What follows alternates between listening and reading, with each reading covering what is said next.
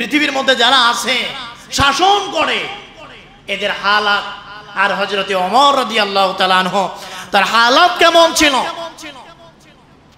হযরতে ওমর রাদিয়াল্লাহু তাআলা আনহু একবার তার শাসন আমলে হিজাজে কঠিন দুর্ভিক্ষ দেখা দিল।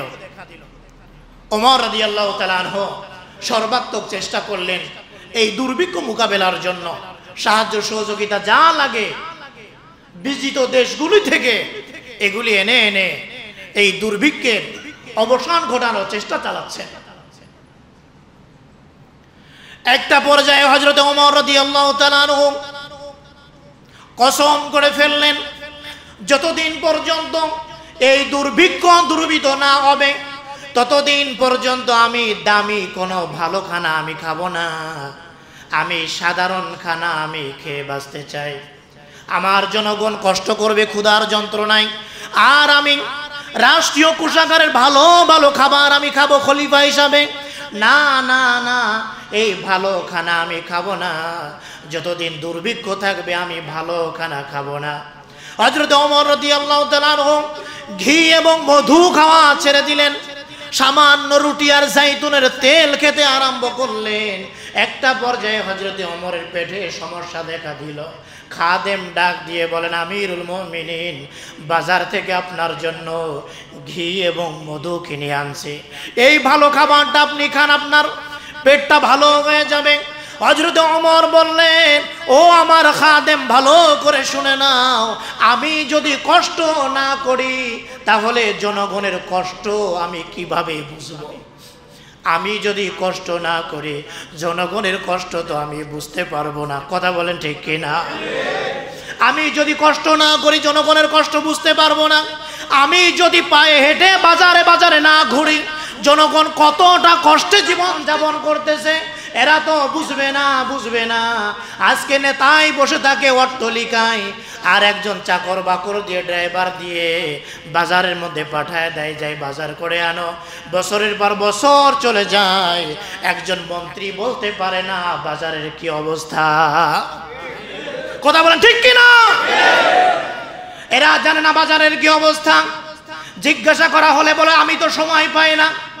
একে মন্ত্রী বানানো হয়েছে এগুলি দেখানোর জন্য, জনগণের খেদমত করার জন্য, আর তিনি সুযোগ পান না বাজারে যাওয়ার, কারণ তিনি আছেন চুরি করার ধান্দায়। কথা বলেন ঠিক কিনা? তিনি আছেন রাতের বেলায় বস্তা গোনেন, বস্তা গোনেন, কত টাকা আমার অ্যাকাউন্টে ঢুকলো এই হিসাব তার দায়িত্ব। জনগণের কল্যাণে কাজ করার দায়িত্ব নাই, কারণ এই লোকরে ভোট দিয়েছে ওই সমস্ত লোক যাদের কোনো আকল নাই, জ্ঞান নাই, বুদ্ধি নাই, যাদের দিনের কোনো জ্ঞান নাই। কথা বলেন ঠিক কিনা? হযরতে ওমর রাদিয়াল্লাহু তাআলা আনহু বলেন, না না, এই খাবার আমি খেতে পারি না, এই খাবার আমি খেতে পারি না, জনগণ কষ্ট করবে, আর আমি ভালো ভালো খানা খাবো, এই খানা আমি খাবো না, বরং এই খাবারটা তুমি সদকা করে দাও, এই খাবার তুমি সদকা করে দাও। হাদা ওমর, এটা হলো হযরতে ওমর। হযরতে ওমর রাদিয়াল্লাহু তাআলা আনহু একদিন রাষ্ট্রীয় কোষাগারে কাজ করতেছিলেন।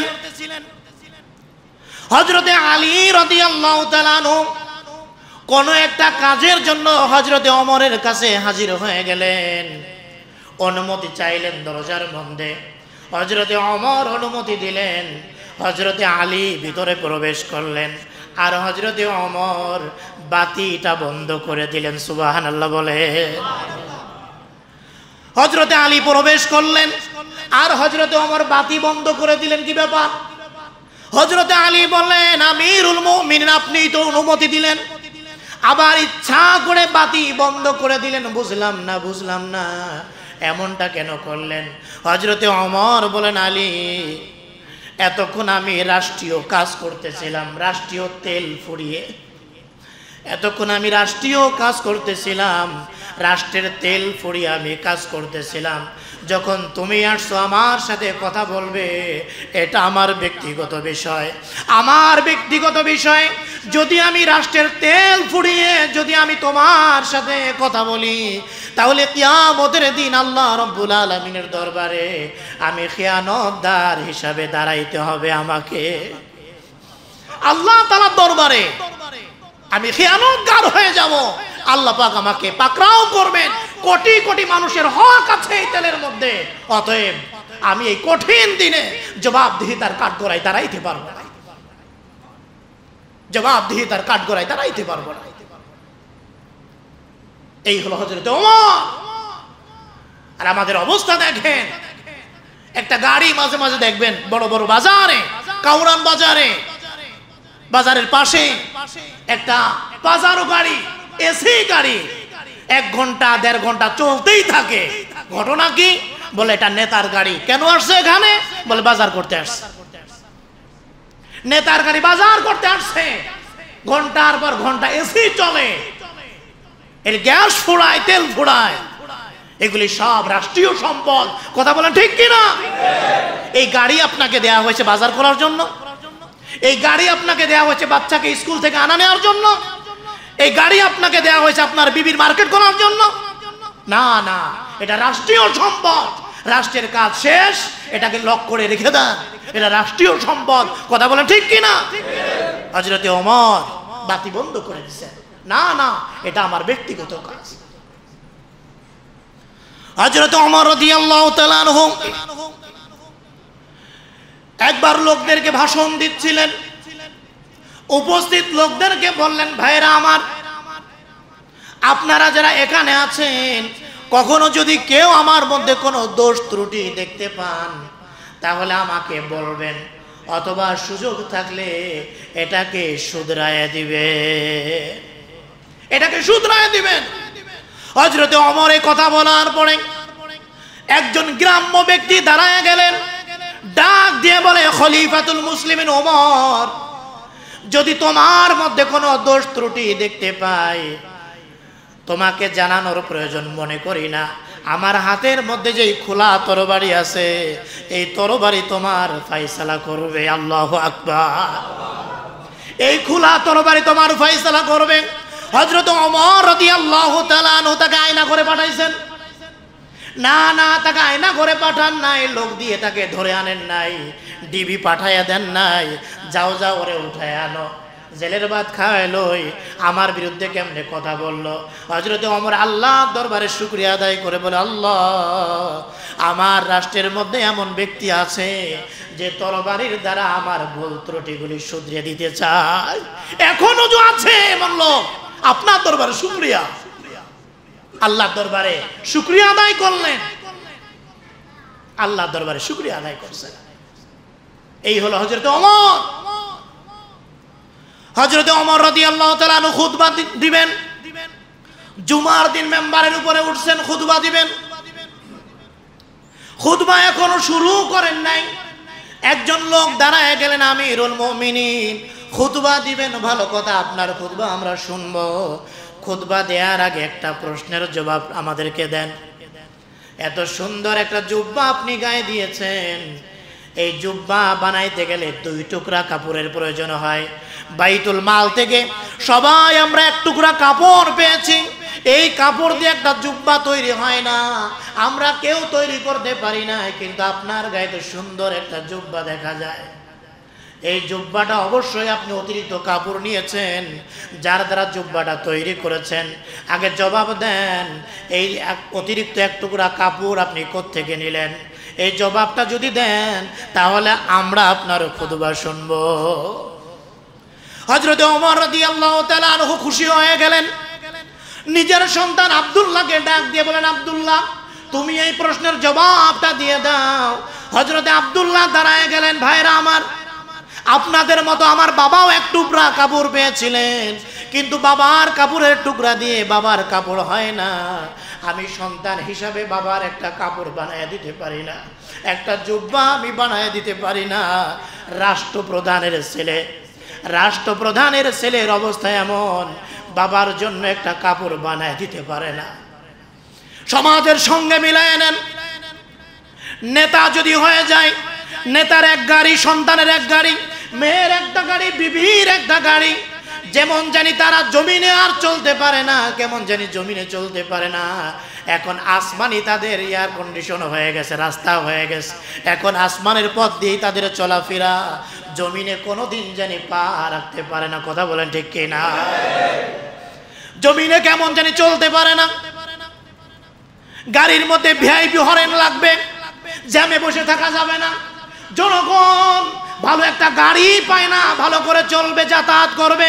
কিন্তু নেতার বউ, নেতার শালীর যত আত্মীয় স্বজন আছে সবার নামে ফ্ল্যাট হয়ে যায়, সবার নামে গাড়ি হয়ে যায়। কথা বলেন ঠিক কিনা? এটা বাইরের দেশের কথা বলতেছি না, আমাদের দেশের অবস্থা এমন। মুসলমান ভালো করে শুনে নেন। হযরত ওমর রাদিয়াল্লাহু তাআলা আনহুর সন্তান বলে, আমার বাবাকে একটা জুব্বা বানায় দিব, এই পরিমাণ টাকা আমার কাছে নাই, এই জন্য আমার কাপড়ের টুকরাটা বাবাকে দিয়ে দিয়েছি। 2 টুকরা মিলানোর পরে বাবার গায়ের জুব্বা হয়েছে। 2 টুকরা কাপড় মিলানোর পরে বাবার গায়ের জুব্বা হয়েছে, যেটা আপনারা দেখতেছেন। হযরতে আব্দুল্লাহ যখন এই জবাব দিয়ে দিলেন, সোয়ালকারী খুশি হয়ে গেলেন, বলেন, হযরতে ওমর এখন আপনি খুতবা দিতে পারেন, এখন আপনি খুতবা দিতে পারেন, আমরা এখন আপনার খুতবা শুনব। সুবহানাল্লাহি ওয়া বিহামদিহি। কবে আসবে এই দিন? ইয়া আইয়ুহাল্লাযীনা আমানু কুনু কওয়ামিনা বিল কিসতি শুহাদা كونوا قوامين بالقسط شهداء لله ولو على أنفسكم أو الوالدين والأقربين إن يكن غنيا أو فقيرا فالله أولى بهما فلا تتبعوا الهوى أن تعدلوا وإن تلوا أو تعرضوا فإن الله كان بما تعملون خبيرا. وعن أبي ذر رضي الله تعالى عنه عن النبي صلى الله عليه وسلم قال: يقول الله عز وجل: يا عبادي إني حرمت الظلم على نفسي وجعلته بينكم محرما فلا تظالموا أو كما قال النبي عليه الصلاة والسلام. وقال تعالى: إن الله وملائكته يصلون على النبي يا أيها الذين آمنوا صلوا عليه وسلموا تسليما. شغل زبان كل محبت درود شريف. اللهم صل على محمد وعلى آل محمد كما صليت على إبراهيم وعلى آل إبراهيم إنك حميد مجيد. اللهم بارك على محمد وعلى آل محمد كما باركت على إبراهيم وعلى آل إبراهيم إنك حميد مجيد. سبحانك لا علم لنا إلا ما علمتنا إنك أنت العليم الحكيم. رب اشرح لي صدري ويسر لي أمري واحلل عقدة من لساني يفقه قولي. الحمد لله. আল্লাহ রাব্বুল আলামিনের দরবারে লক্ষ কোটি শুকরিয়া, যিনি অত্যন্ত দয়া করে মায়া করে মহব্বত করে ভালোবেসে পবিত্র জুমার দিন জুমার নামাজ আদায় করার জন্য আসবার বসবার, কোরআন ও হাদিসের আলোকে কিছু কথা বলবার শ্রবণ করার তৌফিক দান করলেন। নিয়ামতের শুকরিয়া আদায়ার্থে মুসলমান হিসাবে ইমানি আওয়াজকে উঁচু করে জবান খুলে মহব্বতে কালিমাতুশ শুকর আদায় করি, আলহামদুলিল্লাহ। আর একবার জবান খুলে পড়ি, আলহামদুলিল্লাহ। লক্ষ কোটি দুরূদ ও সালাম সাইয়্যিদুল মুরসালিন ইমামুল মুরসালিন রাহমাতুল লিল আলামিন হাবিবি কিবরিয়া জনাব মুহাম্মদুর রাসূলুল্লাহ সাল্লাল্লাহু আলাইহি ওয়াসাল্লামের উপর। মুহতারাম হাজিরিন, আজ 5 জমাদিউল উলা মুবারক এই দিনে আমি আপনাদের সামনে কোরআন হাকিমের সূরাতুন নিসার 135 নম্বর আয়াতে কারিমা তেলাওয়াত করেছি। পাশাপাশি রাসূল করিম সাল্লাল্লাহু আলাইহি ওয়াসাল্লামের পবিত্র বাণী সমূহের মধ্য থেকে হাদিসে কুদসি থেকে বর্ণিত এক টুকরা হাদিসে কুদসি আপনাদের সামনে আমি পাঠ করেছি। সংক্ষিপ্ত সময় আমলের নিয়তে আল্লাহ রাব্বুল আলামিন আমাকে কিছু কথা বলার মতো, আপনাদেরকে শুনবার মতো হিম্মত দরজ তৌফিক আল্লাহ দান করেন। জোরে বলেন আমিন।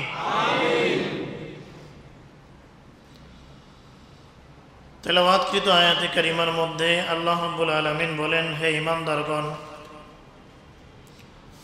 কুনু কাওয়ামিনা বিল কিসত, তোমরা ইনসাফ প্রতিষ্ঠাকারী হয়ে যাও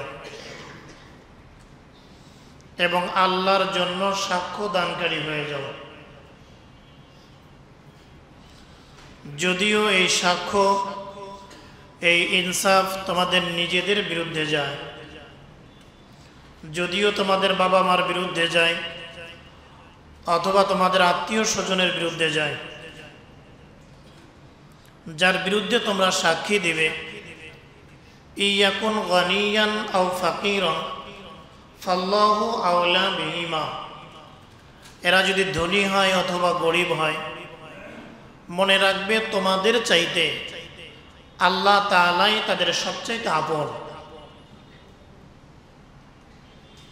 আত্মীয়তার খাতিরে, মহব্বতের কারণে তোমরা তাদের পক্ষ নিবে, তাদের পক্ষে সাক্ষী দিবে না। না, তোমাদের যতটুকু মায়া মহব্বত আছে, ভালোবাসা, যতটুকু আপন, তারা তোমাদের চাইতে কোটি গুণে বেশি আপন আল্লাহ তাআলার নিকট।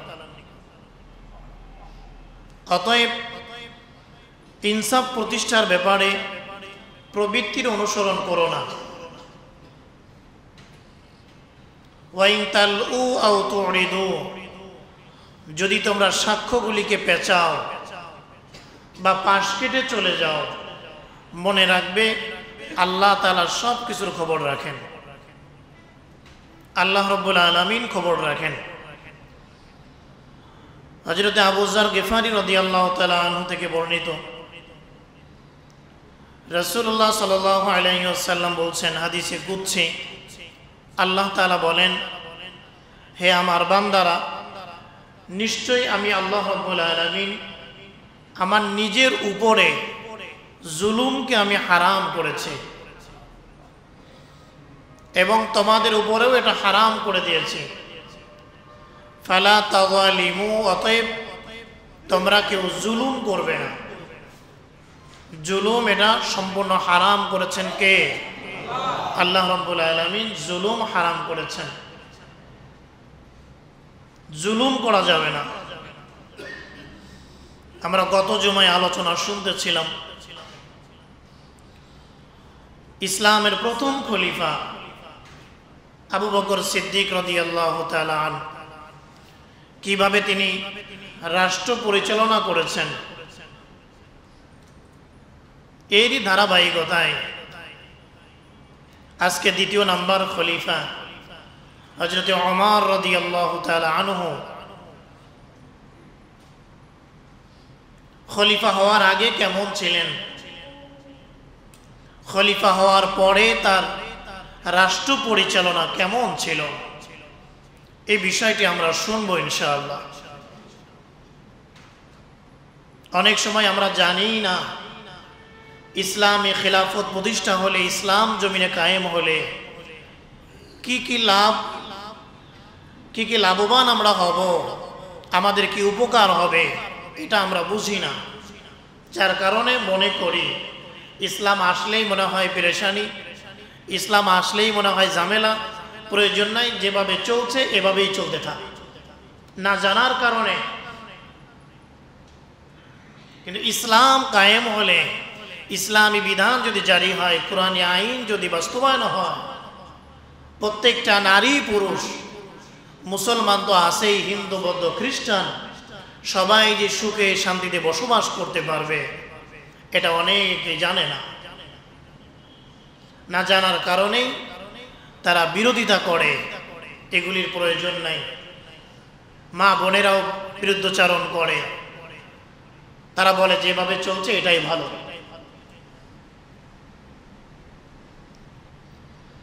ওমর রাদিয়াল্লাহু তাআলা আনহু ইসলামের দ্বিতীয় খলিফা, রাসূলুল্লাহ সাল্লাল্লাহু আলাইহি ওয়াসাল্লামের শ্বশুর ছিলেন। জানেন তো আপনারা, 4 জন খলিফা, 2 জন ছিলেন নবীজির শ্বশুর, 2 জন ছিলেন নবীজির জামাই। সুবহানাল্লাহ বলবেন না? হযরত সিদ্দিক আকবর রাদিয়াল্লাহু তাআলা আন, হযরত ওমর রাদিয়াল্লাহু তাআলা আনহু, এই 2 জন ছিলেন শ্বশুর। নবীজির শ্বশুর ছিলেন তারা, কিন্তু জীবন দিয়ে নবীজির খেদমত করে গিয়েছেন, খেদমত করেছেন নবীজির। 2 জন ছিলেন নবীজির জামাই, খেদমতের ব্যাপারে কোনো আপোষ নাই, নবীজির খেদমত করেছেন, নবীজিকে ভালোবেসেছিলেন তারা। ওমর রাদিয়াল্লাহু তাআলা আনহু তিনি খলিফা হন নাই তখনও। রাসূলুল্লাহ সাল্লাল্লাহু আলাইহি ওয়াসাল্লাম মেরাজ থেকে আসার পর বললেন, রাআইতু কসরান, আমি জান্নাতের মধ্যে সুন্দর একটি অট্টালিকা দেখতে পেলাম। জিবরাইল আমিনকে জিজ্ঞাসা করলাম, জিবরাইল, এত সুন্দর অট্টালিকা এটা কার? জিবরাইল আমিন বললেন, কুরাইশের এক যুবকের। রাসূলুল্লাহ সাল্লাল্লাহু আলাইহি সাল্লাম বলেন, আমি মনে করলাম মনে হয় আমার নামটাই বলবে। জিজ্ঞাসা করলাম, মান হুয়া, সে কে? জিবরাইল আমিন বললেন, হুয়া ওমর ইবনুল খাত্তাব রাদিয়াল্লাহু তাআলা। এটা আপনার সাহাবী হযরত ওমর। রাসূলুল্লাহ সাল্লাল্লাহু আলাইহি ওয়াসাল্লাম বলেন, ফাআনদুরু ইলাই, আমি এদিকে তাকালাম, আন আদখুলা, এবং ঢোকার ইচ্ছা পোষণ করলাম। এত সুন্দর গলাখানা, তাকালাম এবং ঢুকতে চাইলাম, কিন্তু ফাযাকারতু গায়রাতাক ওমর, তোমার যে আত্মমর্যাদা বোধ, এটা আমার মনে পড়ে গেল। না না না, উমরের জান্নাতে, উমরের বালাখানায় তার অনুমতি ছাড়া আমি আগে ঢুকবো? এই জন্য আমি ঢুকি নাই। হযরত ওমর যখন শুনলেন, কান্না আরম্ভ করলেন, ইয়া রাসূলুল্লাহ, আপনার সাথে আমার কিসের আত্মমর্যাদা? আপনি কেন ঢুকলেন না?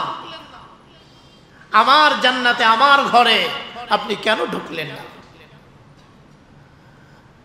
ওমর রাদিয়াল্লাহু তাআলা আনহু, ওমর হযরত ওমরই, ওমরের বিকল্প হয় না।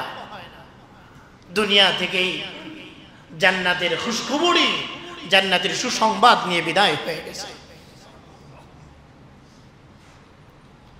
রাসূলুল্লাহ সাল্লাল্লাহু আলাইহি ওয়াসাল্লাম বলেছেন, ইবনে ওমর থেকে বর্ণিত, নিশ্চয়ই আল্লাহ রাব্বুল আলামিন জাআল আল হাক্কা আলা লিসানি ওমর ওয়া কলবি, আল্লাহ রাব্বুল আলামিন হককে রেখেছেন হযরতে ওমরের জবানের উপরে এবং তার কলিজার উপরে। উমরের জবানের উপরে আল্লাহ হক রেখেছেন, উমর যেটা বলে সেটাই হক। সুবহানাল্লাহ বলবেন না? উমর যেটা বলে এই পক্ষেই কোরআনের আয়াত নাজিল হয়ে যায়। উমর যেটা বলে এই পক্ষেই কোরআনের আয়াত নাজিল হয়। একবার হযরত ওমর রাদিয়াল্লাহু তাআলা আমারা নিসান নবী, নবীজির বিবিদেরকে বললেন, আইয়া তাজিবনা,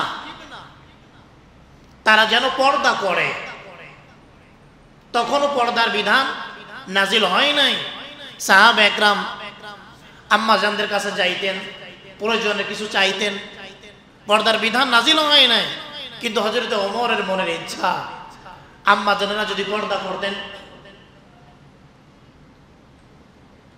একজন আম্মা জান হযরত যায়েনব রাদিয়াল্লাহু তাআলা আনহা, তিনি বললেন, ওয়া ইন্নাকা আলাইনা ইয়া ইবনুল খাত্তাব, এ খাত্তাবের ছেলে, তুমি কি আমাদের উপরে পর্দার বিধান আরোপ করতে চাও? অথচ ওয়াল ওয়াহয়ু ইয়ানজিলু ফি বুয়ুতিনা, ওহী তো আমাদের ঘরেই অবতীর্ণ হয়, আমাদের ঘরেই ওহী নাজিল হয়। এটা যদি প্রয়োজন হয় তো আল্লাহ পাক ওহী নাজিল করবেন, তুমি দেখে আমাদের উপরে এটা আরোপ করতেছো। একজন আম্মাজান বললেন, আল্লাহ রাব্বুল আলামিন ওমরের এই সিদ্ধান্ত এতটা বেশি পছন্দ করলেন, ভালোবাসলেন, আল্লাহ রাব্বুল আলামিন ওমরের সিদ্ধান্ত অনুযায়ী কোরআনের আয়াত নাজিল করে দিলেন।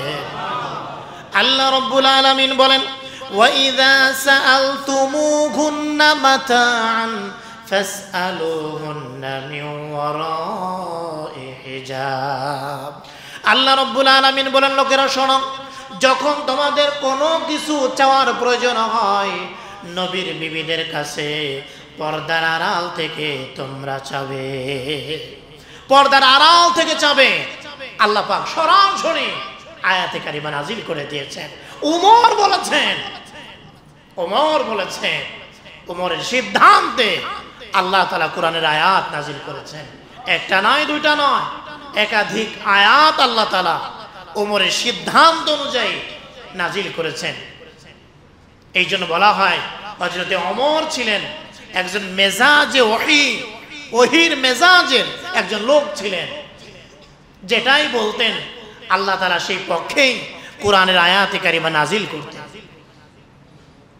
রাসূলুল্লাহ সাল্লাল্লাহু আলাইহি ওয়াসাল্লাম হাদিসের মধ্যে আসে বলছেন, লাউ কানা বাদি নাবিয়্যুন লাকানা ওমর, আমার পরে কেউ নবী হলে আল্লাহ তাআলা সেই নবুয়তের সম্মানে সম্মানিত করতেন হযরত ওমরকে। তিরমিজির হাদিস এটি। ওমর রাদিয়াল্লাহু তাআলা আনহু, তার সম্মান অনেক বেশি। রাসূলুল্লাহ সাল্লাল্লাহু আলাইহি ওয়াসাল্লাম বলছেন, ওমর, তোমাকে দেখলে শয়তানও ভয় পায়। সুবহানাল্লাহ বলবেন না? খলিফা হওয়ার আগেই হযরত ওমরকে দেখলে শয়তান ভয় পায়। বুখারী শরীফের মধ্যে এসেছে, হযরত মুহাম্মদ ইবনে সাদিন আন আবি রাদিয়াল্লাহু আনহু قال, মুহাম্মদ ইবনে সাদ তার বাবা থেকে বর্ণনা করেন, ওমর রাদিয়াল্লাহু তাআলা আনহু একদিন অনুমতি চাইলেন নবীজির কাছে আসার জন্য, নবীজির ঘরে প্রবেশের জন্য। ওয়াইনদাহু নিসওয়াতুম মিন কুরাইশিন, নবীজির কাছে নবীজির অনেকগুলি বিবি ছিলেন কুরাইশ গোত্রের। নবীজির সাথে কথা বলতেছিলেন বিভিন্ন বিষয়, বরণ পোষণ যেন একটু বাড়ায় দেন ইত্যাদি বিষয়ে নবীজির সাথে কথা বলতেছিলেন। আলিয়াতুন আসওয়াতুহুন্না আলা সাউতি রাসূলিল্লাহ সাল্লাল্লাহু আলাইহি সাল্লাম, আম্মা জানেরা নবীজির সঙ্গে কথা বলতেছিলেন।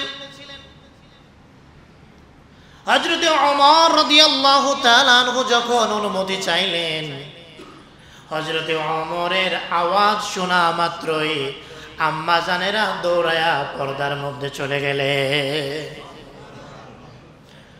রাসূলুল্লাহ সাল্লাল্লাহু আলাইহি ওয়াসাল্লাম এখনো অনুমতি দেন নাই, দৌড়ায়া পর্দার মধ্যে চলে গেলেন। রাসূলুল্লাহ সাল্লাল্লাহু আলাইহি ওয়াসাল্লাম যখন অনুমতি দিলেন, হযরতে ওমর প্রবেশ করলেন।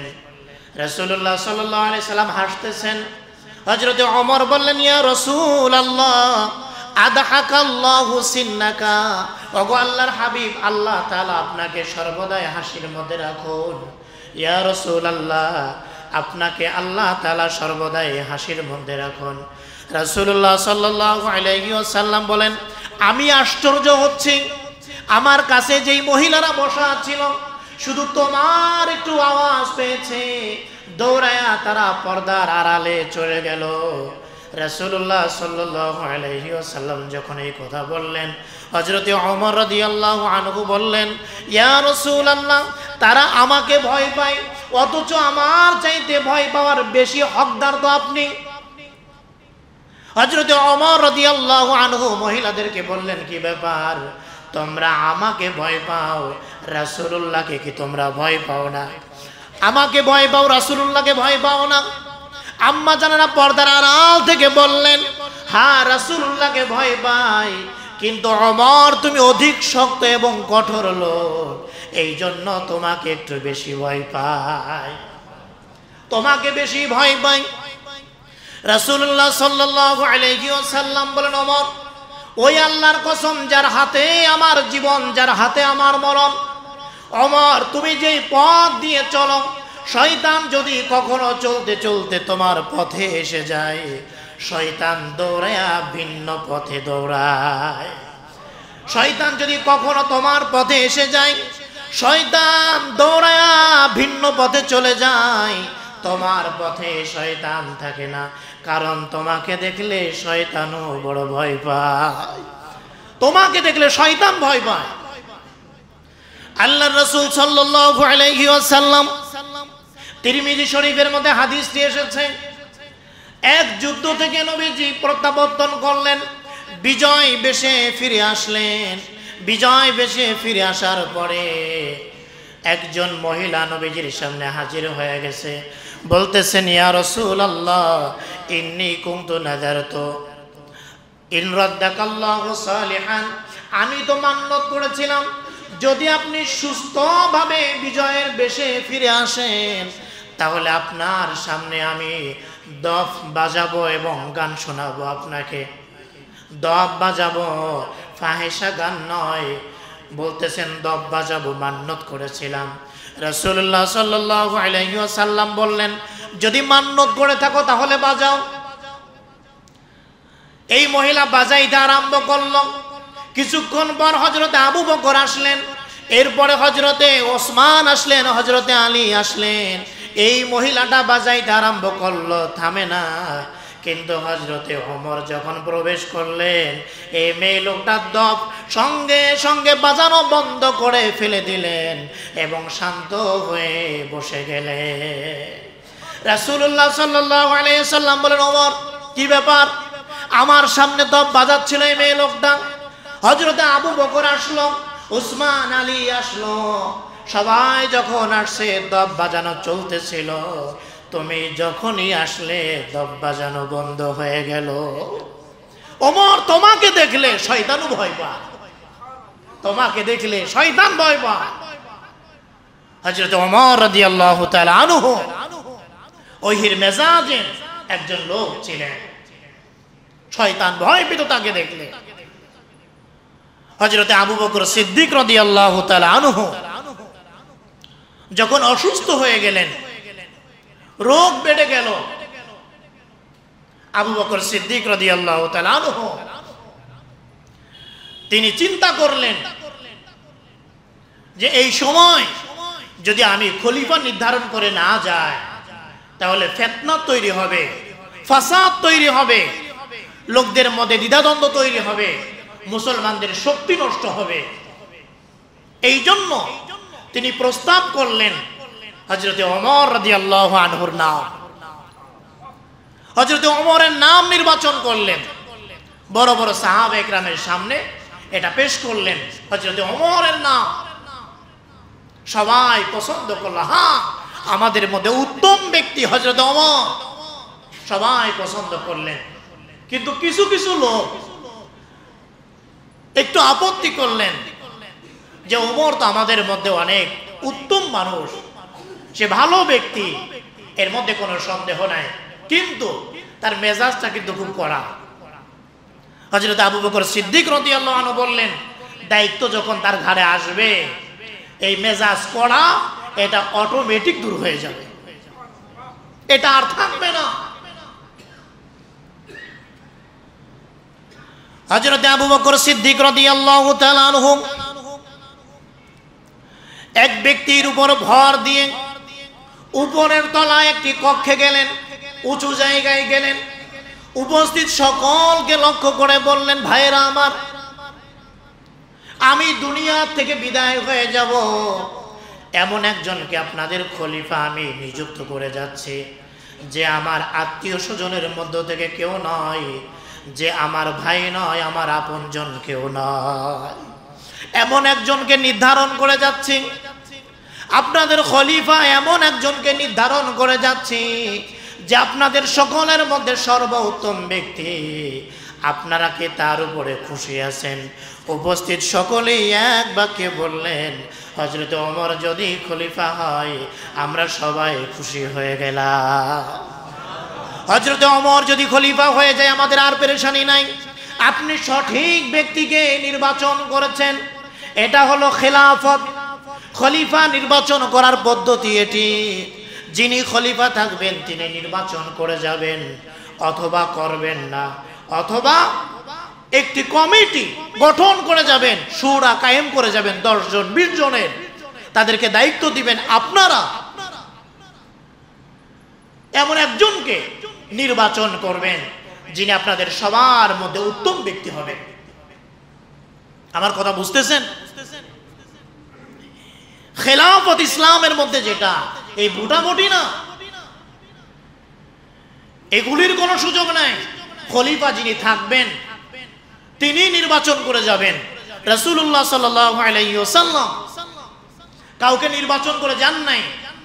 আবু বকর সিদ্দিক রাদিয়াল্লাহু তাআলা আনহু হযরত ওমরকে নির্বাচন করেছেন, আর হযরত ওমর 10 জনের একটা কমিটি গঠন করে গিয়েছিলেন, এবং কানুন ছিল এমন, এই 10 জন নিজের কথা বলতে পারবে না, ভাই আমি যোগ্য আছি, ভাই আমার একটা ছেলে আছে খুব যোগ্য, এ কথা বলতে পারবে না, এ কথা বলার সুযোগ নাই, নিজেদের কথা বলতে পারবে না।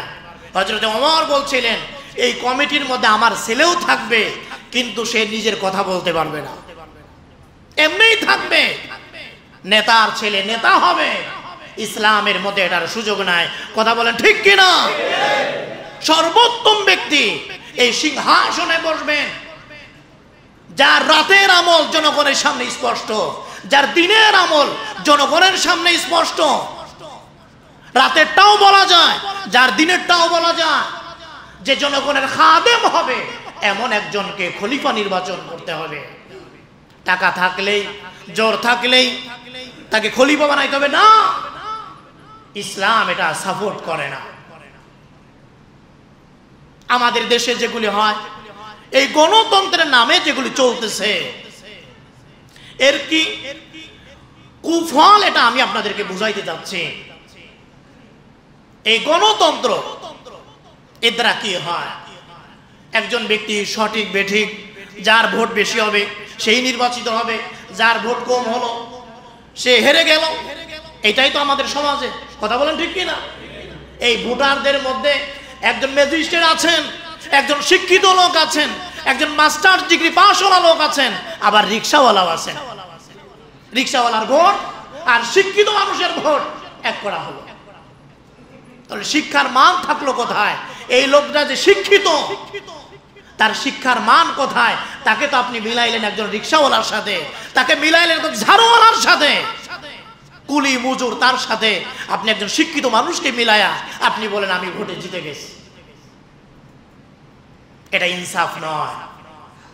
এই জন্য যেই ব্যক্তি ওই অশিক্ষিত মানুষ মূর্খদের ভোটে যে জয়যুক্ত হলো, এই ব্যক্তির দ্বারা ভালো কি আপনি আশা করতে পারেন?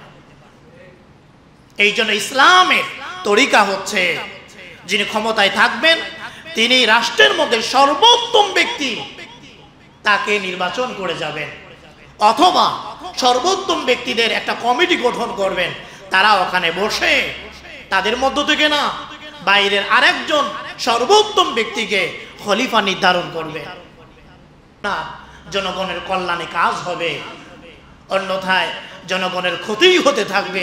কিয়ামত পর্যন্ত এই গণতন্ত্র যদি চলতে থাকে, কিয়ামত পর্যন্ত একজন সাধারণ মানুষ তার অধিকার কোনোদিন খুঁজে পাবে না। কথা বলেন ঠিক কি না? একজন দোকানদার, একজন ব্যবসায়ী এই গণতন্ত্রের মাধ্যমে কোনোদিন তার অধিকার খুঁজে পাবে না, কোনোদিন তার অধিকার খুঁজে পাবে না। একজন দোকানদার কোনোদিন নিশ্চিন্তে ব্যবসা করতে পারবে না, ঘুরে ঘুরে আবার চাঁদাবাজ তার দোকানের মধ্যে হানা দিবে, ঘুরে ঘুরে আবার তার দোকানে তার গাড়িতে চাঁদাবাজ এসে হানা দিবে। এটাই হলো গণতন্ত্র। কথা বলেন ঠিক কি না? এই পৃথিবীর মধ্যে যত দেশে গণতন্ত্র আছে এটা আগাচ্ছে না, দিন দিন এটা পিছাই যাচ্ছে। এটা আগানোর সিস্টেম না, আগানোর সিস্টেম হচ্ছে ক্ষমতায় থাকবে মুত্তাকি ব্যক্তি, আল্লাহকে যিনি ভয় পান, আল্লাহর ভয় যার দিলের মধ্যে আছে তিনি ক্ষমতায় থাকবেন। হযরত ওমর রাদিয়াল্লাহু তাআলা সর্বোত্তম ব্যক্তি, সার্ভিস কেমন দিয়েছেন আমি সংক্ষিপ্ত আকারে আপনাদেরকে শোনাচ্ছি, শুনবেন তো ইনশাআল্লাহ? শোনেন, পৃথিবীর মধ্যে যারা আছে শাসন করে এদের হালাত আর হযরত ওমর রাদিয়াল্লাহু তাআলা আনহু তার হালাত কেমন ছিল। হযরত ওমর রাদিয়াল্লাহু তাআলা আনহু একবার তার শাসন আমলে হিজাজে কঠিন দুর্ভিক্ষ দেখা দিল। ওমর রাদিয়াল্লাহু তাআলা আনহু সর্বাত্মক চেষ্টা করলেন এই দুর্ভিক্ষ মোকাবেলার জন্য, সাহায্য সহযোগিতা যা লাগে বিজিত দেশগুলি থেকে এগুলি এনে এনে এই দুর্ভিক্ষের অবসান ঘটানোর চেষ্টা চালাচ্ছেন। একটা পর্যায়ে হযরত ওমর রাদিয়াল্লাহু তাআলা আনহু কসম করে ফেললেন, যতদিন পর্যন্ত এই দুর্ভিক্ষ দূরীভূত না হবে ততদিন পর্যন্ত আমি দামি কোনো ভালো খানা আমি খাবো না, আমি সাধারণ খানা আমি খেয়ে বাঁচতে চাই। আমার জনগণ কষ্ট করবে ক্ষুধার যন্ত্রণায়, আর আমি রাষ্ট্রীয় কোষাগারের ভালো ভালো খাবার আমি খাবো খলিফা হিসাবে। না না না, এই ভালো খানা আমি খাবো না, যতদিন দুর্ভিক্ষ থাকবে আমি ভালো খানা খাবো না। হযরত ওমর রাদিয়াল্লাহু তাআলা আনহু ঘি এবং মধু খাওয়া ছেড়ে দিলেন, সামান্য রুটি আর জাইতুনের তেল খেতে আরম্ভ করলেন। একটা পর্যায়ে হযরত ওমরের পেটে সমস্যা দেখা দিল। খাদেম ডাক দিয়ে বলেন, আমিরুল মুমিনিন, বাজার থেকে আপনার জন্য ঘি এবং মধু কিনে আনছি, এই ভালো খাবারটা আপনি খান, আপনার পেটটা ভালো হয়ে যাবে। হযরত ওমর বললেন, ও আমার খাদেম, ভালো করে শুনে নাও, আমি যদি কষ্ট না করি তাহলে জনগণের কষ্ট আমি কিভাবে বুঝব? আমি যদি কষ্ট না করি জনগণের কষ্ট তো আমি বুঝতে পারবো না। কথা বলেন ঠিক কিনা? আমি যদি কষ্ট না করি জনগণের কষ্ট বুঝতে পারবো না। আমি যদি পায়ে হেঁটে বাজারে বাজারে না ঘুরি জনগণ কতটা কষ্টে জীবন যাপন করতেছে এরা তো বুঝবে না, বুঝবে না। আজকে নেতাই বসে থাকে অট্টালিকায়, আর একজন চাকর বাকর দিয়ে ড্রাইভার দিয়ে বাজারের মধ্যে পাঠায় দেয়, যাই বাজার করে আনো। বছরের পর বছর চলে যায়, একজন মন্ত্রী বলতে পারে না বাজারের কি অবস্থা। কথা বলেন ঠিক কিনা? এরা জানে না বাজারের কি অবস্থা। জিজ্ঞাসা করা হলে বলে আমি তো সময় পাই না। একে মন্ত্রী বানানো হয়েছে এগুলি দেখানোর জন্য, জনগণের খেদমত করার জন্য, আর তিনি সুযোগ পান না বাজারে যাওয়ার, কারণ তিনি আছেন চুরি করার ধান্দায়। কথা বলেন ঠিক কিনা? তিনি আছেন রাতের বেলায় বস্তা গণেন, বস্তা গণেন, কত টাকা আমার অ্যাকাউন্টে ঢুকলো এই হিসাব তার দায়িত্ব। জনগণের কল্যাণে কাজ করার দায়িত্ব নাই, কারণ এই লোকরে ভোট দিয়েছে ওই সমস্ত লোক যাদের কোনো আকল নাই, জ্ঞান নাই, বুদ্ধি নাই, যাদের দিনের কোনো জ্ঞান নাই। কথা বলেন ঠিক কিনা? হযরত ওমর রাদিয়াল্লাহু তাআলা আনহু বলেন, না না, এই খাবার আমি খেতে পারি না, এই খাবার আমি খেতে পারি না, জনগণ কষ্ট করবে, আর আমি ভালো ভালো খানা খাবো, এই খানা আমি খাবো না, বরং এই খাবারটা তুমি সদকা করে দাও, এই খাবার তুমি সদকা করে দাও। হাদা ওমর, এটা হলো হযরতে ওমর। হযরতে ওমর রাদিয়াল্লাহু তাআলা আনহু একদিন রাষ্ট্রীয় কোষাগারে কাজ করতেছিলেন। হযরতে আলী রাদিয়াল্লাহু তাআলা আনহু কোন একটা কাজের জন্য হযরতে ওমরের কাছে হাজির হয়ে গেলেন, অনুমতি চাইলেন দরজার মধ্যে। হযরতে ওমর অনুমতি দিলেন, হযরতে আলী ভিতরে প্রবেশ করলেন, আর হযরতে ওমর বাতিটা বন্ধ করে দিলেন। সুবহানাল্লাহ বলে। হযরতে আলী প্রবেশ করলেন আর হযরতে ওমর বাতি বন্ধ করে দিলেন। কি ব্যাপার? হযরতে আলী বললেন, আমিরুল মুমিনিন, আপনি তো অনুমতি দিলেন, আবার ইচ্ছা করে বাতি বন্ধ করে দিলেন, বুঝলাম না এমনটা কেন করলেন? হযরতে ওমর বলেন, আলী, এতক্ষণ আমি রাষ্ট্রীয় কাজ করতেছিলাম, রাষ্ট্রীয় তেল ফুরিয়ে, এতক্ষণ আমি রাষ্ট্রীয় কাজ করতেছিলাম, রাষ্ট্রের তেল ফুরিয়ে আমি কাজ করতেছিলাম। যখন তুমি আসছো আমার সাথে কথা বলবে, এটা আমার ব্যক্তিগত বিষয়, আমার ব্যক্তিগত বিষয়।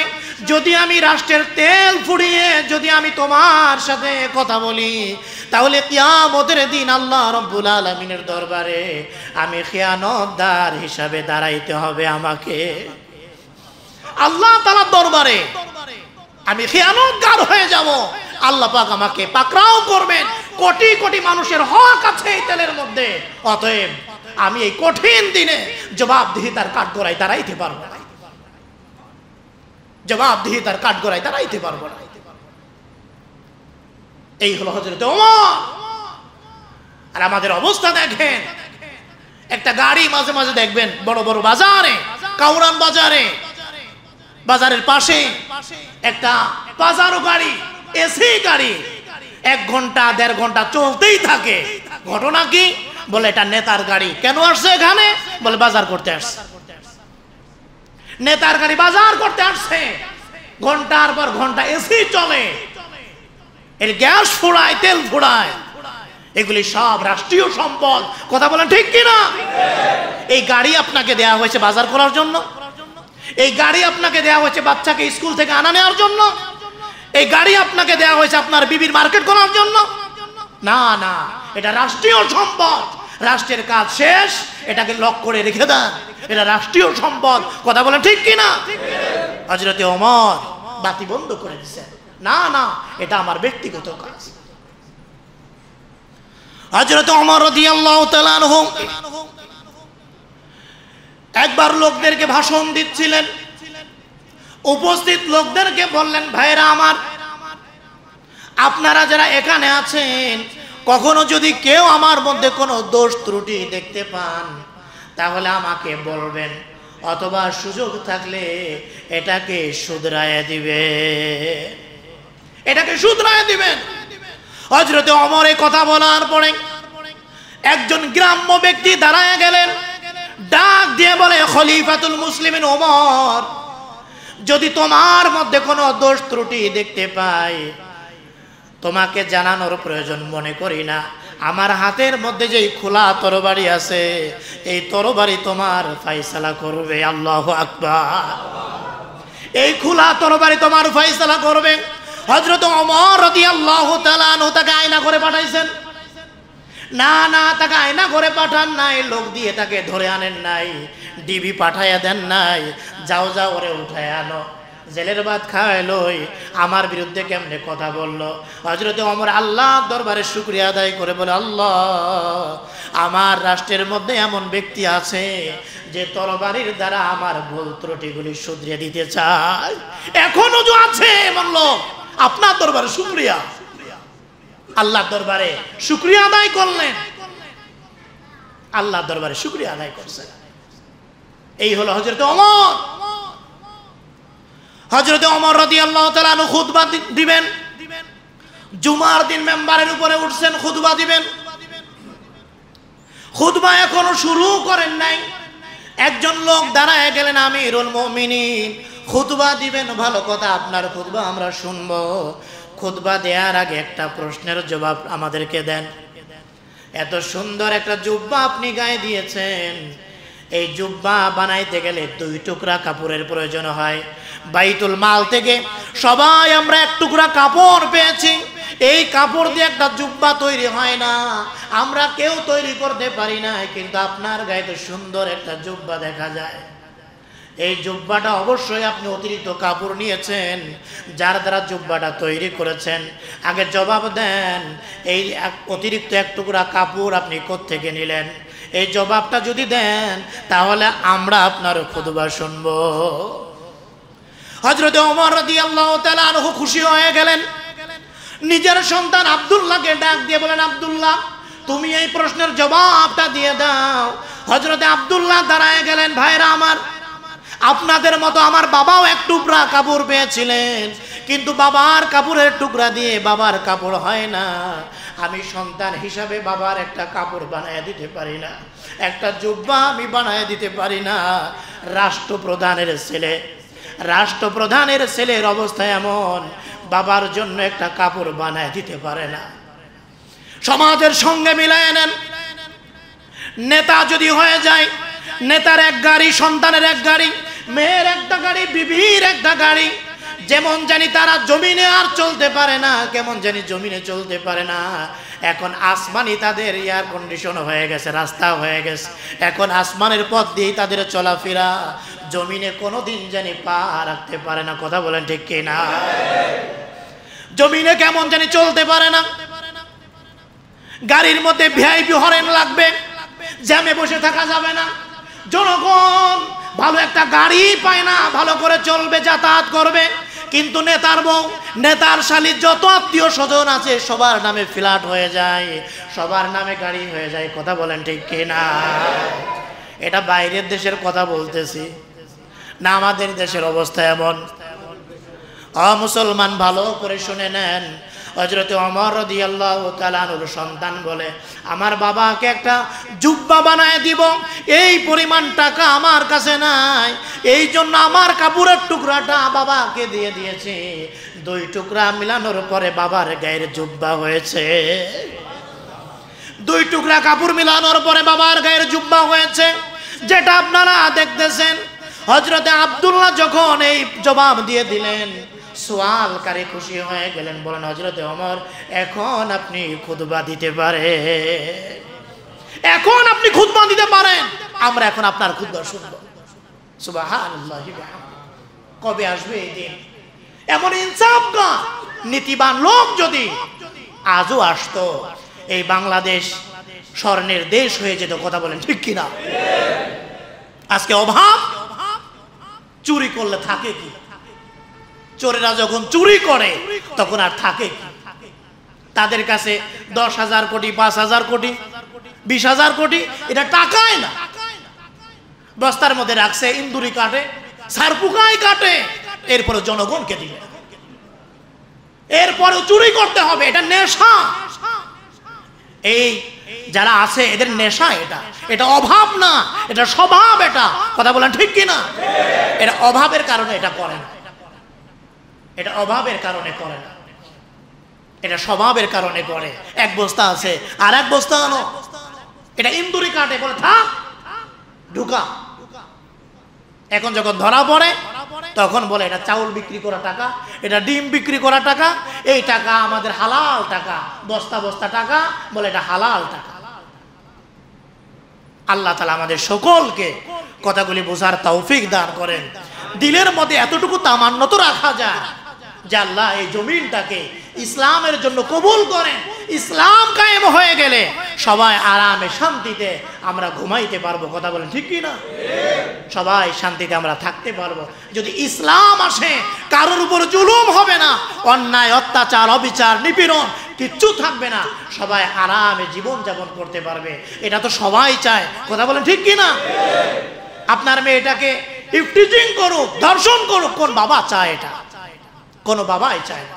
কোন ব্যবসায়ী চায় না তার দোকান একজন চাঁদাবাজ হানা দিক, কোন ব্যবসায়ী চায় না। সব ব্যবসায়ী চায় আমি ব্যবসা করব, শ্রম দিব, আমার টাকা নিয়ে আমি বাসায় যাব নিরাপদে, কেউ আমার কাছে চাঁদা চাইতে পারবে না। এটা প্রত্যেকটা ব্যবসায়ীর কামনা, কিন্তু আমরা বুঝি না ইসলাম আসলে কি সার্ভিস আমরা পাবো, কি সুযোগ সুবিধা আমরা পাবো, এটা না বুঝার কারণে আন্দাজে আমরা বলি দেশটাকে আফগানিস্তান হয়ে যাবে। আপনি আফগানিস্তানের খবর নিয়ে দেখেন কতটা সুখে শান্তিতে আছে। আফগানিস্তানের জমিনে এখন আর চোর নাই, এখন আর জিনাকার নাই, এখন আর ছিনতাইকার নাই। এটা আপনার কাছে ভালো লাগে না, এটা আপনার কাছে ভালো লাগে না। এই জন্য এটা বুঝতে হবে, কোরআনের বিধান যতদিন কায়েম না হবে, বাস্তবায়ন না হবে, ততদিন এই জমিনের মধ্যে শান্তি আসবে না। আল্লাহর কাছে সব সময় দোয়া করেন, আল্লাহ ইসলামের জন্য, কোরআনের বিধানের জন্য আমার এই জমিনটাকে আল্লাহ কবুল করে নেন। পারবো তো ইনশাআল্লাহ? এইভাবে আমরা দোয়া করব। আল্লাহ রাব্বুল আলামিন আমাদের সকলকে কথাগুলি বোঝার, সে অনুপাতে আমল করার তৌফিক দান করেন। জোরে বলেন আমিন, আরো জোরে বলেন আমিন।